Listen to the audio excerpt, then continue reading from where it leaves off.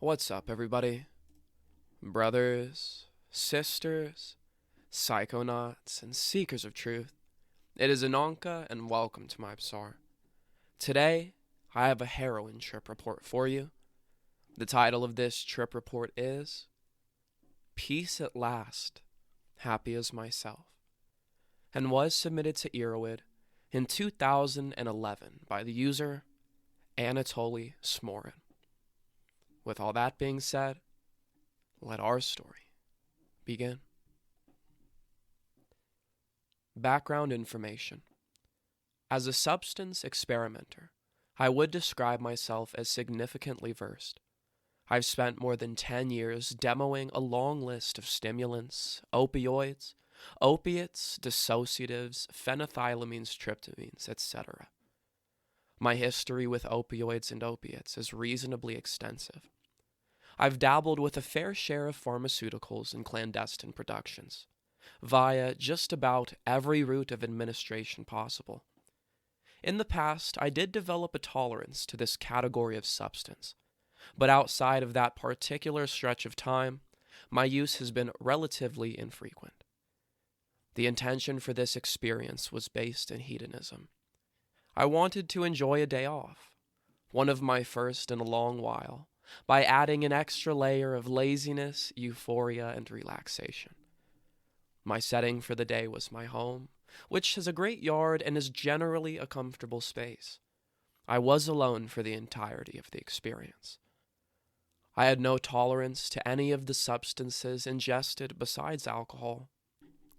An average day around the time this experience took place includes 3 to 5 drinks in the evenings. I smoke flower cannabis most days. The substance used in this experience was procured from a vetted source. No red flags were raised when I conducted some basic reagent testing. I believe the substance to be pure and true. Prior to this experience, I had insufflated 2 small safety test doses of 2 and 5 milligrams. The idea behind these was to gauge the potency of this batch of material. My findings on these initial trials led me to believe the dosages in this experience would be both sufficient to produce the desired effects, as well as within the margin of safety. Another part of my safety calculations was the addition of alcohol. I'm well aware that mixing central nervous system depressants can be tricky and risky business, especially opiates and alcohol. I personally felt comfortable with my dosages from prior experience and attentive monitoring of my heart rate and general physical condition. In the case of an absolute emergency, I had my partner Kai available to come to the rescue. The material consisted of small, 2.5 millimeter diameter light tan crystals about the size of sand, with some larger pieces mixed in, which were more like sea salt. The substance was the hydrochloride version, commonly referred to as heroin number 4. When crushed up, the crystals easily transformed to a fine powder that was similar in color, perhaps a bit lighter than the crystalline material looked. All of the dosages in the report below were prepared using a freshly calibrated milligram scale. To write this report, I used extensive written notes, in addition to some live voice recordings.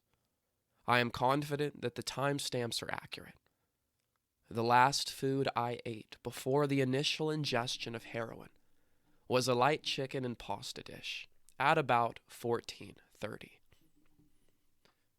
T+0, 10 a.m. Without much ceremony, I finish crushing up 7 milligrams of material until I am left with a fine light tan powder. Insufflation is painless and mostly flavorless, unsurprising for this substance at this dosage. Immediately upon insufflation, there is nothing noteworthy going on. In the absence of initial effects to document, I use the time to walk down to the basement to retrieve a load of firewood for use in the living room. 10:09. Returning upstairs, I find that I am warm, with a hint of sweat on my brow. The wood I hold isn't heavy enough to cause this physical reaction when compared to a sober state. The extra sweating is of no concern to me. I am far more concerned with staring out the windows into the beautiful autumn skies. Beams of sun pierce the murky gray clouds that have blanketed the sky all morning. The warmth on my face is completely blissful. 10:11. A heaviness works its way from the tops of my eyelids to the tips of my eyelashes. A knowing, dopey smile crawls across my face as I sink a little deeper into the couch, increasingly immersed in the present. The podcasts I had tuned out is suddenly more relatable and interesting. The chill I felt earlier, with the temperature at 61 degrees Fahrenheit inside the house, is gone. Suddenly, I feel exactly the right temperature. It's not just the temperature, though. Everything is starting to feel just right. As the experience comes on in earnest, my thoughts slow down. I cannot or will not dwell on anything besides my immediate reality. Every breath in nourishes me. Every breath out soothes me. I have left the normal version of the universe and entered a version my notes describe as deep breath heaven. Each breath swings a swelling brush of euphoria, pleasurable shudders that feel like each cell of my skin is taking a relaxing breath, shaking any worries and concerns. 10:15.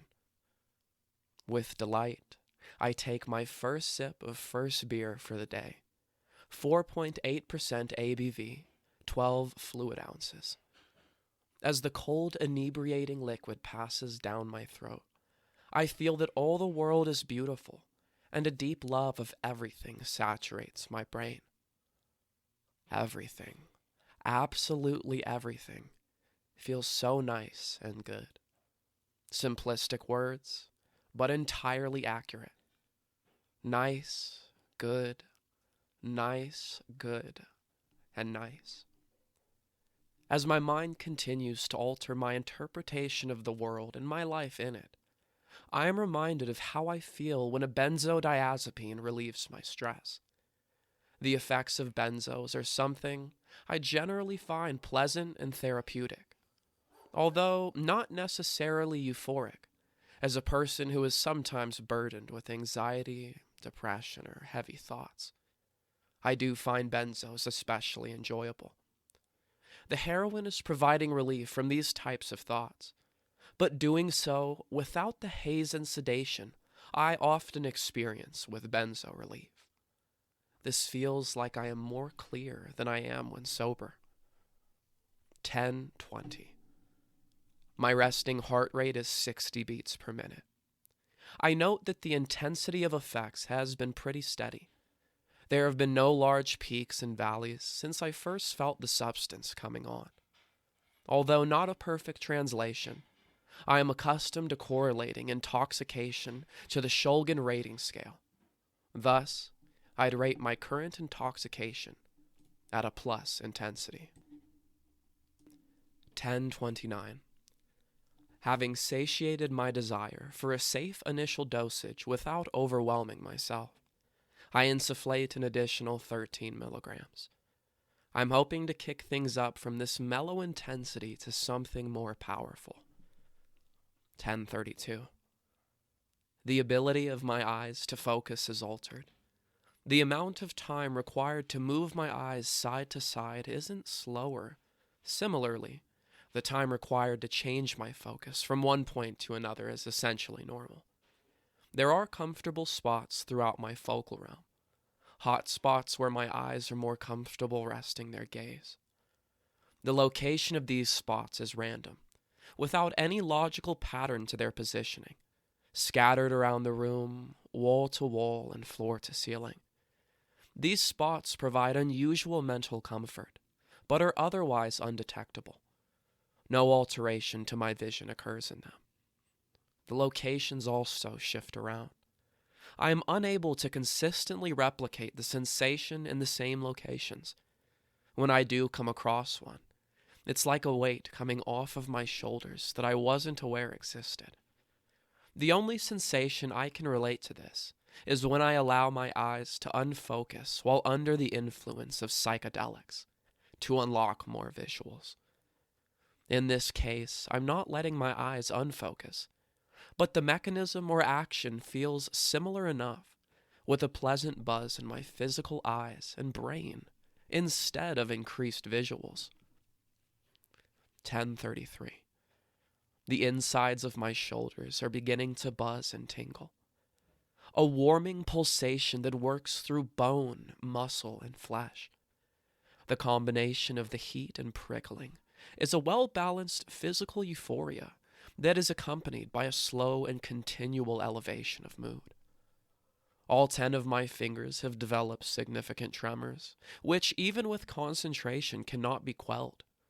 The uncontrollable quivering affects my fingers from their tips all the way back to the knuckles closest to my hands. 10:35. I make a few verbal notes to the recording application I am using. To my surprise, my voice is not my own. It doesn't sound right. A quick brainstorming session does not yield any quality analogies or descriptions of how my voice is off. Conversation via text chat on my laptop distracts me from finding a proper description of the auditory sensation. There are no issues with the physical task of typing or my mental ability to follow somewhat complex conversational topics. Ideas flow easily, and I can tell by the way I'm phrasing my responses that I am in an overly positive mood. This is not the blatant positivity of a stimulant, the manic I'm Superman of an aryl cyclohexylamine, or the abolishment of all worries of a benzodiazepine. Instead, I am aware of everyday life, especially its troubles. I am notably able to process how the issues affect me, and choose a more rosy reaction to them than I often do sober. While discussing financial investment ideas with one friend, I am able to move beyond the entangling negative thoughts that often surround this topic. Damn, this sucks. Money is so tight right now. I can't buy any of the things I want, etc. I'm feeling realistic. And most importantly, that it is okay to have these worries.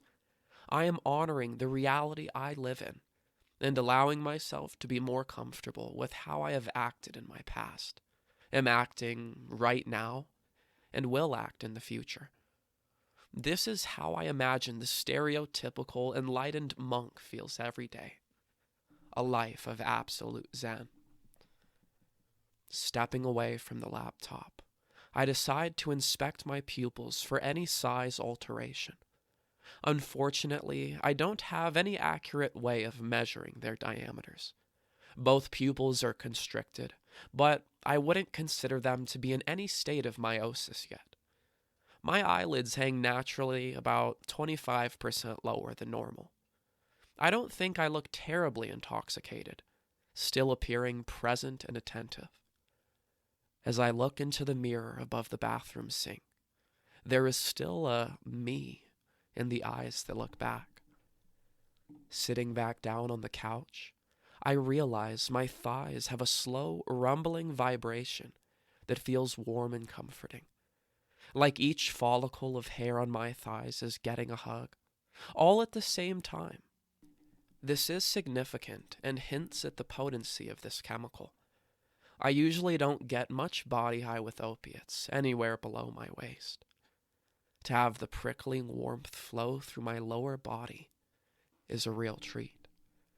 I write in my notebook that my current intoxication level is comparable to perhaps 12 to 17 milligrams of oxycodone if ingested orally. On the Shulgin rating scale, I sit between a plus and a plus plus. 50 minutes in, it is now 10:50 a.m. I switch off the podcast in favor of music before tossing a few new logs onto the fire. Walking feels normal enough, but my limbs feel slightly heavy. Each stride takes a split second longer to connect with the floor than expected. This causes a sensation of being off balance, while at the same time not. Moving around the room stirs up the physical sensations that are circulating from my thighs to my ankles. Being in use seems to make my muscles more sensitive to their change from baseline. Since I am already standing, I cruise to the refrigerator and open my second beer. Despite persistently drooping eyelids, I am not sleepy. Mildly sedated, sure, but there is no exhaustion in a need-to-sleep sense. The soothing music that's the soundtrack to my experience is lovely enough, but not significantly enhanced. As I write this commentary down in my notebook, I realize something far more interesting. The music sounds normal. Performing a quick auditory scan, I find that the sounds of the crackling fire, whistling wind, and creaking trees outside are equally unaffected. Test, test, I say out loud. Everything outside of my spoken voice is normal sounding. The exact nature of the alteration is difficult to pin down, similar to how a recording of myself doesn't align with my internal interpretation of how I sound. Through my own ears, my voice is muted, but not pitched up or down. It's distant and muddled, as though I have waterlogged in both my ears. Content with my inability to describe the auditory effects, I focus on the creeping itch that has gradually been increasing on my face. I find that I am absent-mindedly dragging the fingernails of my left hand up and down the side of my face.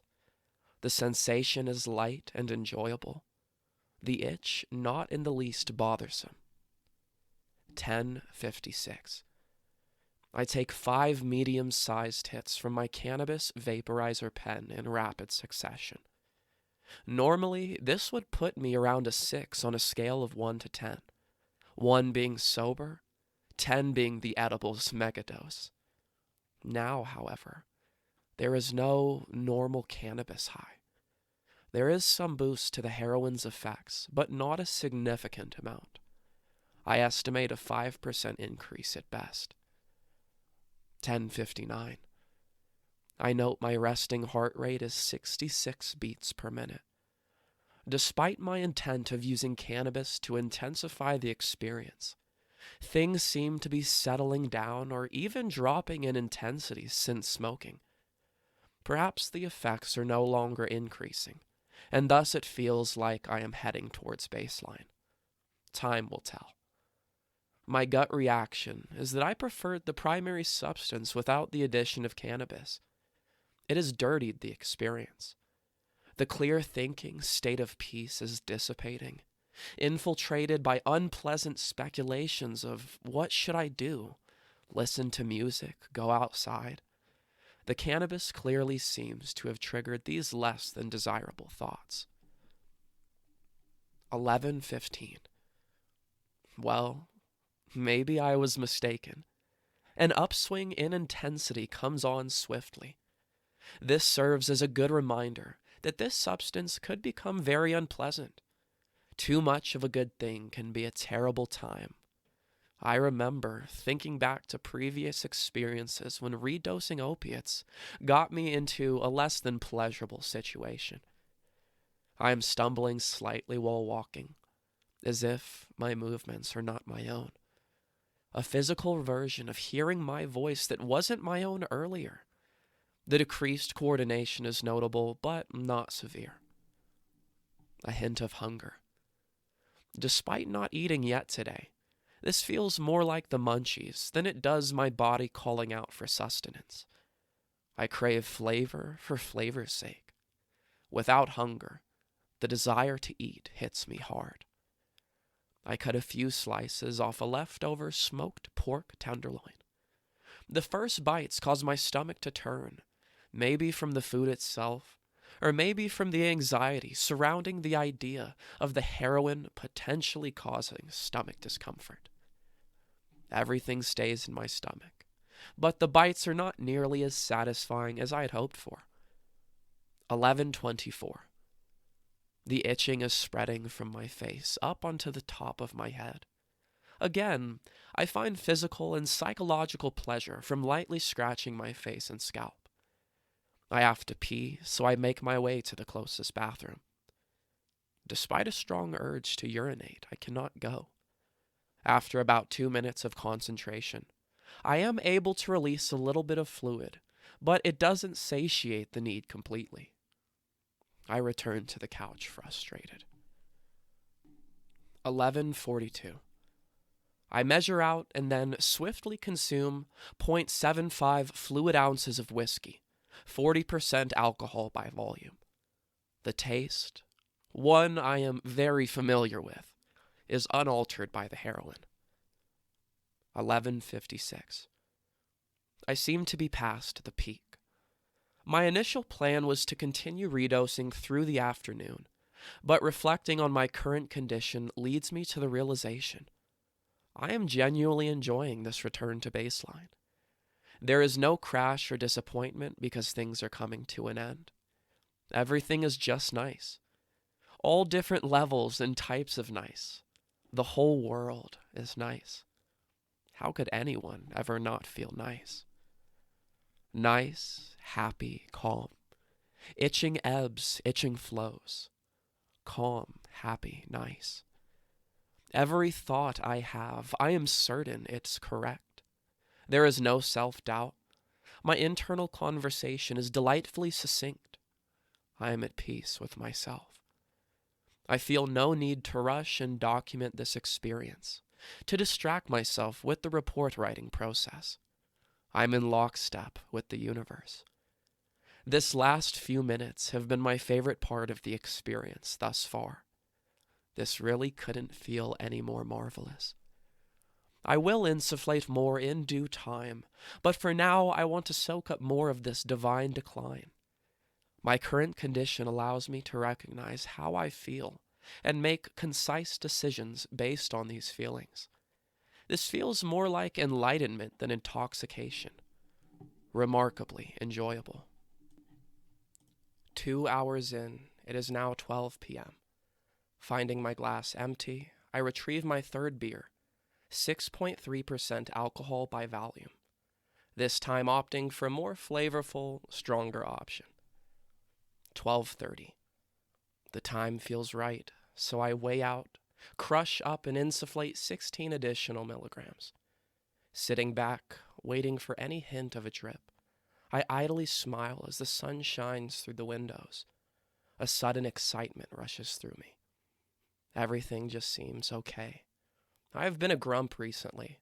Not about anything in particular, but I am overwhelmed by a sense that whatever burden has been weighing upon me is being lifted away. 12:40. I open a fresh beer, another 6.3%, and use the first sip of it to chase 0.75 fluid ounces of whiskey, 40% alcohol. As I check my notes, it seems that I am losing track of time a little bit. I realize I just grabbed a second glass of water, having completely forgotten I had gotten myself one a few minutes ago. In general, I have the sense that I'm beginning to slip, moving from a state in which I bask in the present moment, completely appreciating it, to one in which I am struggling to recall things just after they happen. 12:47. Anticipating a lack of motivation when this larger dosage fully sets in, I retrieve 2 loads of firewood from the basement. This should allow me to settle onto the couch and maintain the first fire with minimal effort for a good long while. Just as it did earlier, the small physical effort of walking the stairs leaves me significantly more winded and sweaty than I normally would be. Out of curiosity, more than concern, I take my heart rate. It is only 72 beats per minute, lower than I expected, especially given the fact that I've actually broken a sweat across my forehead, back, and armpits. 12:53. Things are ramping up significantly now. My eyes are lagging as I attempt to focus my vision. I find the strongest visual effects occur when I move my head from left to right, while simultaneously moving my eyes in the opposite lateral direction.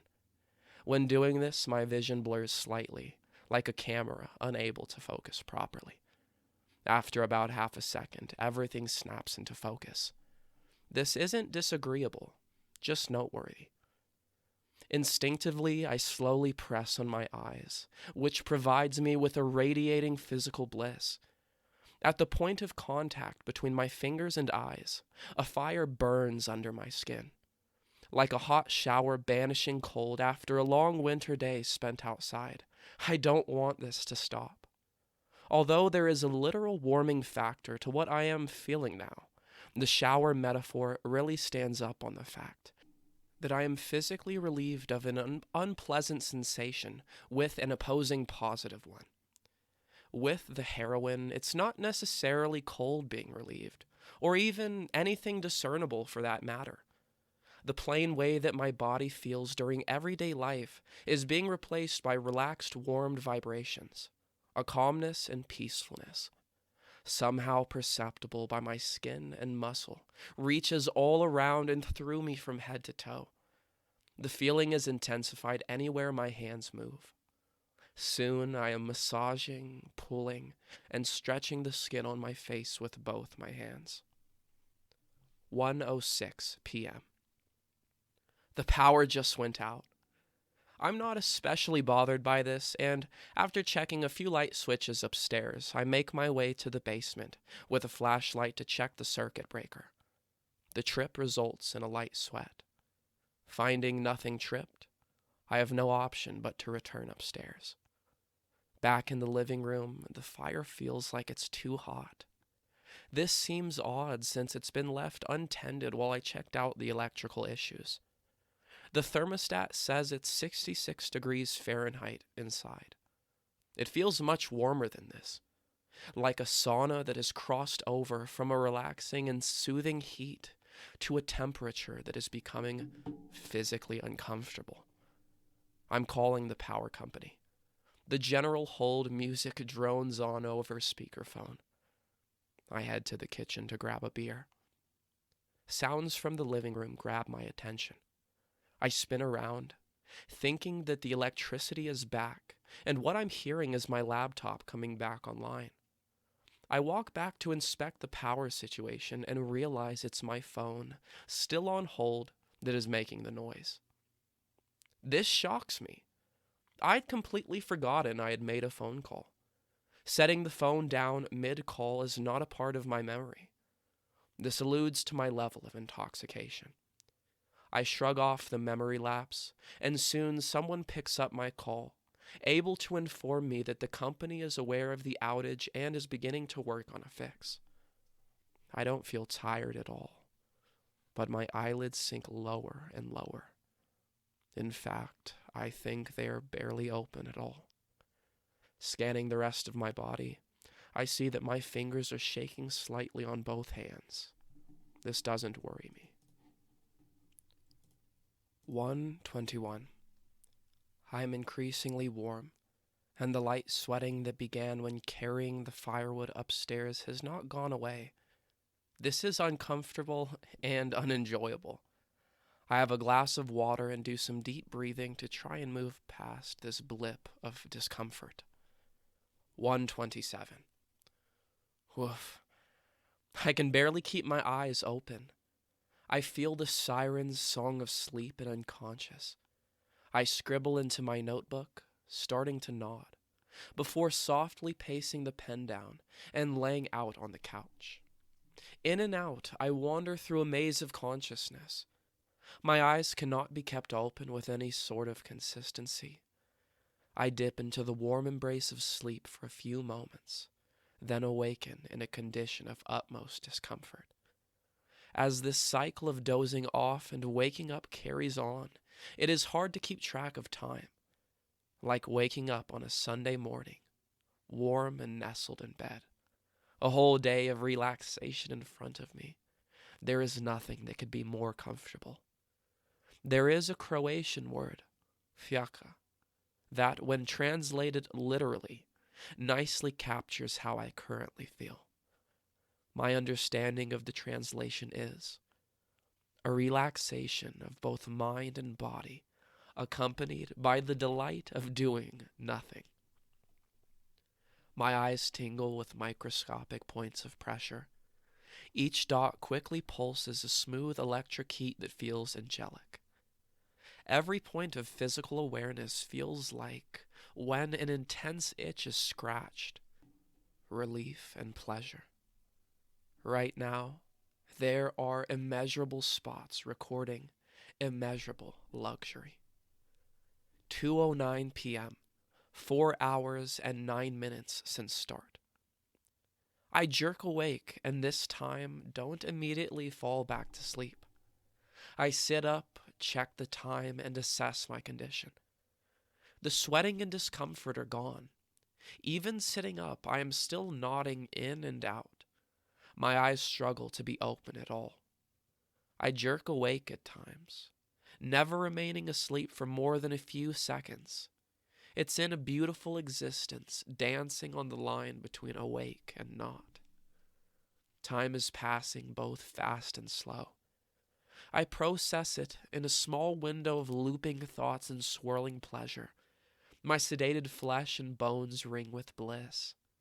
In this more visceral sense, time is passing slowly because there are an uncountable number of these tiny cycles. I am sucked into sleep, then I am awake, ringing with euphoria accompanied by a few scrambled thoughts before tumbling into a short rest period once again. In other ways, time seems to pass quickly. During one period of awareness, I get a glimpse of the time on my phone.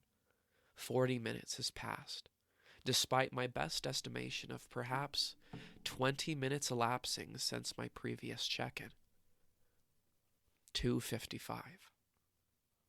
I sit up, completely able to keep my eyes open without any momentary blurring of my vision and without my eyelids being pulled shut by the heroine's invisible hands. What was I thinking about for the last hour? I'm struggling to recall specific thoughts. It's like grasping for a dream that has escaped in the morning light. The memory of the last stretch of time is smoke in my hands. 4:07. I still feel off baseline. My eyes pulse with pleasure, and there is a swirling sensation that still dances around in my head. The rotational pressure twirls around and around inside my skull, each orbit slightly off axis from the one before it. As I come off the peak of the experience, I am feeling a bit shaky, weak, and queasy. I think this is from not eating all day today. I also stopped drinking alcohol about halfway through the day, so this could be a small hangover coming on. Wobbling slightly, I walk to the kitchen, eat an apple, and drink a glass of water. This seems to relieve me a bit, but I still feel a little spacey, mentally removed and distant, but not necessarily dull. Once again, I stand in front of the toilet, vexed and in discomfort as I try to urinate. No matter what I do, I can't force the process to happen. A few drops at most. As I wash my hands, I take stock of the man in the mirror. No longer do I find much response from the eyes that look back at me. Sober is not the word I'd use to describe my physical appearance, with its drooping eyelids and foggy eyes. I go back to the couch unsatisfied, still feeling like I need to pee. This is a downer on my perfect mood, but it fades away quickly, overwhelmed by the calm waves of sedation and content. 5:01. My balance seems unaffected as I navigate to the kitchen for a glass of water. The euphoric part of the high seems to be pretty well dissipated. My body is no longer tingling, glowing, or producing any internal euphoria. Mentally, however, things carry on, just as I experienced earlier. The wind down is absolutely enjoyable and productive. Being less sedated and drowsy now, I can once again tune in and give intelligent consideration to the phenomenon of being entirely naturally happy with myself, my day, and my existence. It is difficult to describe why not fretting, stressing, and rethinking decisions over and over again feels so great, given that not everyone deals with anxiety and chronic overthinking. I could see this as being a unique glowing effect for myself. This being said, I have a sense that no matter what my normal mental condition, the substance would be offering customized effects tailored to my needs. 5:34. I have made myself a modest charcuterie board, a few cheeses, cured meats, and crackers. This seems like something that's nourishing, tasty, and easy enough to digest. I do have a bit of nausea after the first few bites. Sticking to the more plain meats and cheeses allows me to get a fair amount of much needed food into me without exacerbating stomach discomfort. I drink a glass of water, and as per usual for me, I have to pee immediately after. Fuck this. Once again, urination is not possible to initiate. A few minutes of attempting allows minimal relief. Better than nothing, I suppose, but I would love to rock full piss at this point. 8:50 p.m. 8 hours and 50 minutes in. The mental serenity continues to taper off towards a mellow state of mind that feels like a baseline, but not my baseline. My thoughts remain organized and minimal, lacking any clutter from arguing or doubting myself. It is tricky to discern if I am still in the experience in earnest, or if this is a strong afterglow. I am probably in the middle of a very extended, plus-minus phase of this marvelous come-down. Things continue to dwindle in intensity, but not in enjoyability.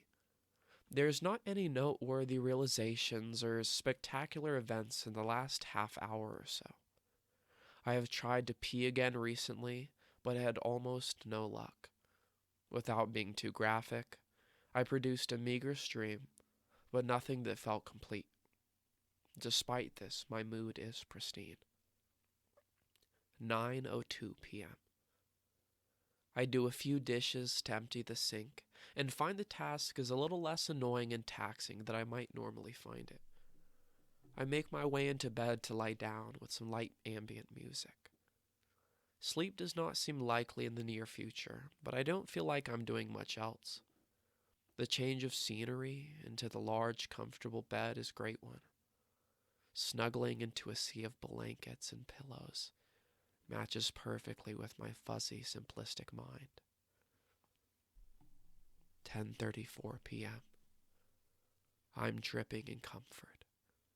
Shifting from one position to the another in the bed, I have a pillow between my legs, two more under my head, an extra blanket at my feet, and the other tucked against my back. Like most of my mornings, I am plagued by the need to urinate, paired with the overwhelming desire not to move from the bed. Eventually, I know it must be done, so I force myself out of my horizontal heaven and into the adjoining bathroom. I can pee a little easier than I could earlier today. I still need to lean on the windowsill behind the toilet and focus on relaxation in order to achieve any success. I wash my hands, feeling victorious. 11:12 p.m. I anticipated sleep would take me rapidly and with a heavy hand. This has not been the case. Nodding out was like a bungee jump. Sky to ground, then back again. What I am feeling now is a miniature version of that sensation. I have begun to slip in and out of a hypnagogic state. It's less obvious than when I was being dragged from asleep to awake midday. My state of consciousness is blurred, with some confusion between dream thought and waking thought. The dreams are lucid, and the reality dreamy. My thoughts tangle between the two states. Dreams are simple but realistic. Their settings are almost identical to my everyday life. But as I shift to being awake, my recollection becomes immediately hazy. By the time I recognize the cloudiness to be a dream rather than reality, any additional thoughts from my awakened mind begin to blur as I transition back into my sleeping state. The intervals become longer and longer. I recall 3 or 4 awakenings throughout the night. 5:46 a.m. The last time I wake up, acute pain racks my lower back. This is not uncommon for me, but the early bedtime, and thus the extra time lying down, seems to have made it worse than normal. I take a trip to the bathroom and thankfully enjoy a long pee, knowing the back pain will return the moment I lie down. I decide to go to the loft and stretch on a yoga mat. I feel well rested and clear-minded as I do some very basic cycles of sun salutations. Focusing on slow breathing in the darkness feels healthy, natural, and refreshing. 6:23 a.m. Stretch is complete, but not wanting to commit to beginning the day yet, I return to bed. Once the blankets are pulled up to my chin once again, the sinking and surfacing cycle reignites. Now I can feel that the dives are getting shallower. My controlled thoughts penetrate further into my hypnopompic dreams than they did on the other end of the evening. I continue thinking, actively musing about the day's tasks, only to wake up, realizing the recent thoughts have been under my control, but based in a pseudo-version of reality, while I was clearly dreaming. 7:10 a.m. In bed next to Kai. I am fully awake now. Despite the sun not coming through the windows yet, I open my eyes and no longer feel any desire to shut them again. As I begin to navigate through my habitual morning activities, showering, brushing my teeth, dressing, and logging onto my work computer, I continue to feel the glow of the previous day's experience. Additional commentary. I mentioned above that I experienced a deeply pleasing salutary set of effects, particularly during the transitions down from the intensity peaks. I had approached the day with simple intentions of getting high. I just wanted to feel good and chill out. Personal growth and self-development were not part of the plan whatsoever. The therapeutic outcome of the experience was seriously enjoyable, and I had several beneficial takeaways. I was reminded of how powerful it is to accept myself. Even though my life has been less stressful lately, due to a career change, the experience described above refreshed me. It showed me once again how happy and present it's possible to be. I felt powerful and free, capable of truly owning and honoring myself and my existence in the universe. The sections of the experience that were the most productive and enjoyable were the 2 come-downs. The times directly following the peak intensifies offered me the most genuine access to my emotions that I have experienced in some time. I did feel almost exclusively positive, but I wasn't falsely elated. The clarity and honesty I was able to face myself with did have elements of sadness, recognizing that I was enjoying the way I felt so much because I don't feel so honest and happy a lot of the time. It wasn't a particularly fun thing to realize.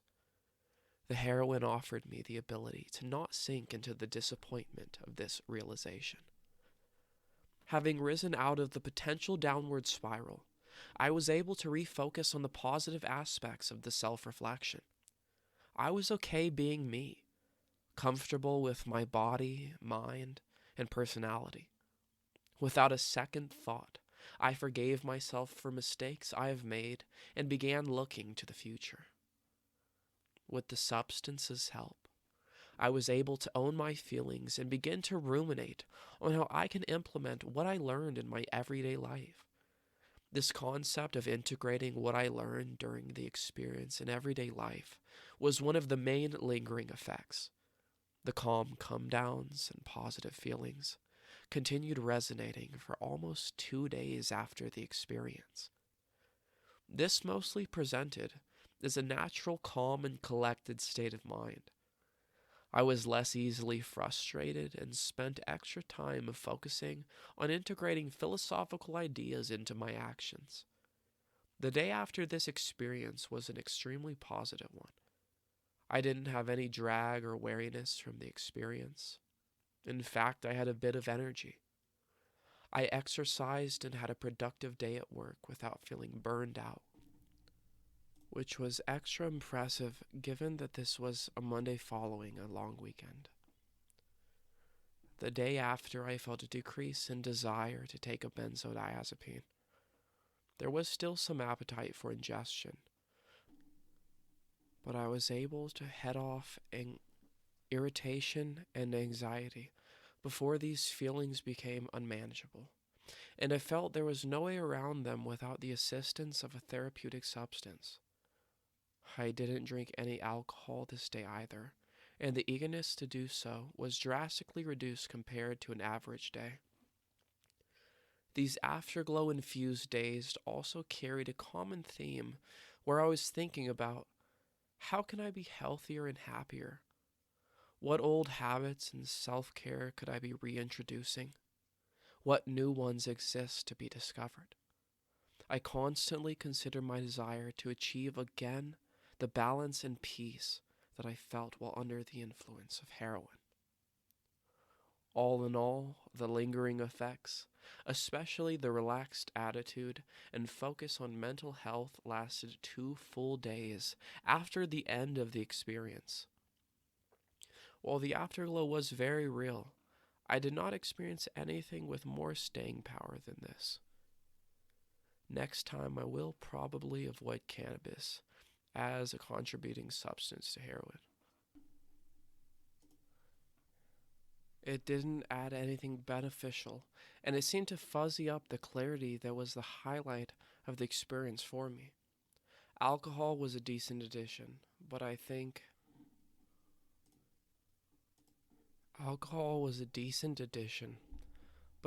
in the future I will try and minimize consumption so that I can avoid the potential nausea that can occur from the combination. Also, this could help avoid the tinges of queasiness that presented in the afternoon of the experience. The only negative effect of the experience was the urinary retention. I have come across the inability to pee during the experiences with opiates, opioids, and some dissociatives before, but I cannot recall ever having such a complete inability. This was most intense during the peak of the experience, but lingered on all night until I went to bed. All in all, a pleasure-based mission that turned into a surprisingly significant self-care experience. Alright, everyone. That is the end of our story. If you enjoyed it, don't forget to like, share, subscribe, and share your experiences with heroin down in the comments below. I will see you in the next one. Deuces.